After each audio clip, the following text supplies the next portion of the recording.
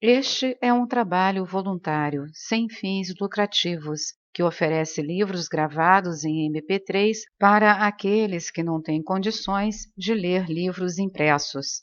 Para ouvir este e outros livros gratuitamente na íntegra, acesse nosso canal e leia as instruções na aba Sobre. Este livro foi gravado para o uso exclusivo da pessoa com deficiência visual, não podendo ser comercializado de acordo com a Lei nº 9.610, de 19 de fevereiro de 1998.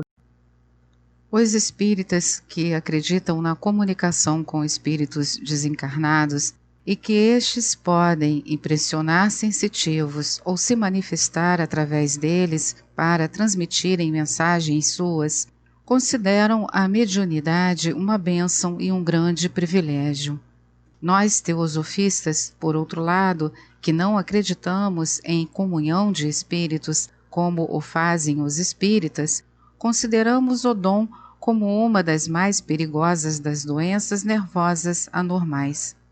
Um médium é simplesmente alguém em cujo ego pessoal ou mente terrestre a porcentagem de luz astral prepondera tanto a ponto de impregnar toda a sua constituição física. Todos os órgãos e células são sintonizados desta forma, por assim dizer, e sujeitos a uma tensão enorme e anormal. Retornando aos 3 destinos mencionados antes, qualquer um deles pode suceder ao Manas inferior. Ele pode ascender à sua fonte e se tornar uno com o Pai no céu. Este triunfo somente pode ser conquistado através de muitas encarnações sucessivas, todas direcionadas conscientemente para esta finalidade. À medida que as vidas se sucedem, a moldura física se torna mais e mais delicadamente sintonizada a vibrações responsivas a impulsos manásicos, de modo que gradualmente o raio manásico precisa menos e menos da matéria astral, mais grosseira como seu veículo. É parte da missão do raio manásico livrar-se gradualmente do elemento cego enganador, que, embora faça dele uma verdadeira entidade espiritual neste plano, também o traz ao contato tão estreito com a matéria, a ponto de obnubilar inteiramente sua natureza divina e embotar suas intuições. Vida após vida, ele se livra deste elemento cego e enganador, até que, enfim, dominando Kama e com o corpo responsível à mente, o raio se torna uno com sua fonte radiante. A natureza inferior é inteiramente afinada à superior, e o adepto surge completo, tendo se tornado o Pai e o Filho, unos em todos os planos, assim como sempre foram unos no céu. Para ele, a roda das encarnações está terminada.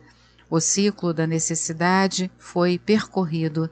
Daí para frente, ele pode encarnar à vontade para fazer algum serviço especial à humanidade, ou ele pode permanecer nos planos próximos à Terra sem o corpo físico, auxiliando na ulterior evolução do globo e da raça. Ele pode, em parte, aspirar e, em parte, tender para baixo. Esta é a experiência normal do homem comum. Toda a vida é um campo de batalha, e as batalhas se travam na região do Manas inferior, onde Manas combate com Kama pelo domínio sobre o homem. Quando a aspiração vence, as cadeias dos sentidos são quebradas, e o Manas inferior, com a radiância de sua origem em si, voa para cima com asas poderosas, desdenhando o solo terreno. Mas, ó lástima, as asas cedo se cansam, pendem, tremem, cessam de bater no ar, e cai o régio pássaro, cujo reino verdadeiro é aquele do ar mais alto, e ele despenca pesadamente no lodaçal da terra mais uma vez, e Kama o acorrenta. Quando termina o período de encarnação, e o portal da morte fecha a estrada da vida terrena, o que sucede ao Manas inferior, no caso que estamos considerando? Logo após a morte do corpo físico, Kama Manas é deixado livre e permanece por um tempo no plano astral revestido de um corpo de matéria astral. Daí, tudo o que é puro e imaculado do raio manásico gradualmente se desprende e depois de um longo período passado nos níveis inferiores do Devachan, volta à sua origem, carregando consigo o tanto das experiências da vida que forem de natureza passível de ser assimilada pelo ego superior. O Manas então se torna uno mais uma vez, durante a última parte do período que há entre duas encarnações. O ego manásico, observado de cima por Atma Buddhi, os dois princípios mais elevados na constituição humana, ainda não considerados por nós, passa para o estado devachânico de consciência, repousando das canseiras da luta pela vida pelas quais passou. As experiências da vida terrena recém-encerrada são levadas para a consciência manásica pelo raio inferior recolhido à sua fonte. Elas fazem do estado devachânico uma continuação da vida terrena, isenta, porém, de suas tristezas, uma completude dos anelos e desejos da vida terrena, até onde eles tiverem sido puros e nobres. A poética frase "a mente cria seu próprio céu" é mais verdadeira do que muitos podem ter imaginado, pois em toda parte o homem é o que ele pensa, e no estado devachânico a mente não é obstruída pela matéria física densa, através da qual opera no plano objetivo. O período devachânico é o tempo para a assimilação das experiências vitais, da recuperação do equilíbrio, antes que uma nova jornada inicie. É o dia que sucede à noite da vida terrena, o oposto da manifestação objetiva. Também aqui existe peridiosidade, assim como em tudo na natureza. Fluxo e refluxo, trabalho e descanso, o ritmo da vida universal. Este estado devachânico de consciência dura por um período de extensão variável, proporcional ao estágio evolutivo alcançado, sendo o devachan do homem comum dito se estender por cerca de 1500 anos. Enquanto isso, aquela porção da vestimenta impura do Manas inferior que permanece mesclada com Kama dá ao corpo de desejo uma consciência algo confusa, uma recordação fragmentária dos eventos da vida recém-terminada. Se as emoções e paixões foram fortes e o elemento manásico fraco durante o período de encarnação, o corpo de desejo ficará fortemente energizado e persistirá em sua atividade por um considerável período de tempo depois da morte do corpo físico. Ele apresentará também uma considerável quantidade de consciência, o tanto do raio manásico que tiver sido subjugado pelos vigorosos elementos câmbicos e tiver ficado fundido a eles. Se, por outro lado, a vida terrena recém-terminada foi caracterizada por mentalidade e pureza antes do que por paixão, o corpo de desejo, sendo só pobremente energizado, será um pálido simulacro da pessoa a quem pertenceu, e se dissipará, desintegrará e perecerá antes que transcorra um período longo. Esse fantasma já mencionado aqui agora será compreendido.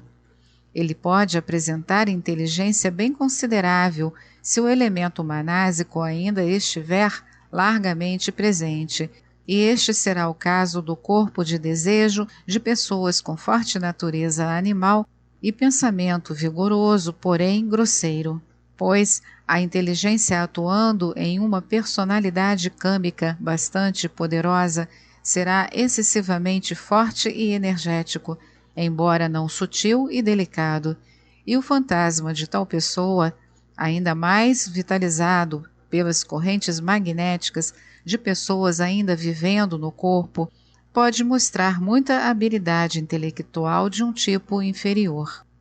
Mas um tal fantasma não possui consciência, é desprovido de bons impulsos e tende à desintegração, e as comunicações com ele só podem agir para o mal se as considerarmos como prolongando sua vitalidade pelas correntes que suga dos corpos e elementos câmicos dos vivos, ou exaurindo a vitalidade destas pessoas vivas e poluindo-as com conexões astrais de um tipo inteiramente indesejável.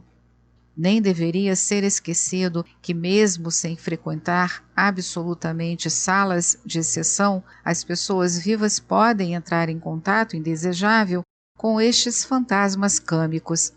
Como já mencionamos antes, eles são atraídos para lugares nos quais a parte animal do homem principalmente se reúne. Bares, salões de jogo, bordéis, todos esses lugares estão cheios do pior magnetismo. São verdadeiros torvelinhos de correntes magnéticas do tipo mais impuro. Eles atraem os fantasmas magneticamente e eles se dirigem para estes vórtices psíquicos de tudo o que é terreno e sensual. Vivificados por correntes tão similares a eles mesmos, os corpos de desejo se tornam mais ativos e potentes. Impregnados com as emanações de paixões e desejos que já não podem satisfazer fisicamente, suas correntes magnéticas reforçam as correntes semelhantes nas pessoas vivas. Ação e reação continuamente se sucedendo, e as naturezas animais dos vivos se tornam mais potentes e menos controladas pela vontade à medida em que são influenciadas por estas forças do mundo câmbico. Esta é mais uma edição do canal Livros Falados Voz Humana. Que o bem, o bom e o belo se multipliquem em benefício das criaturas.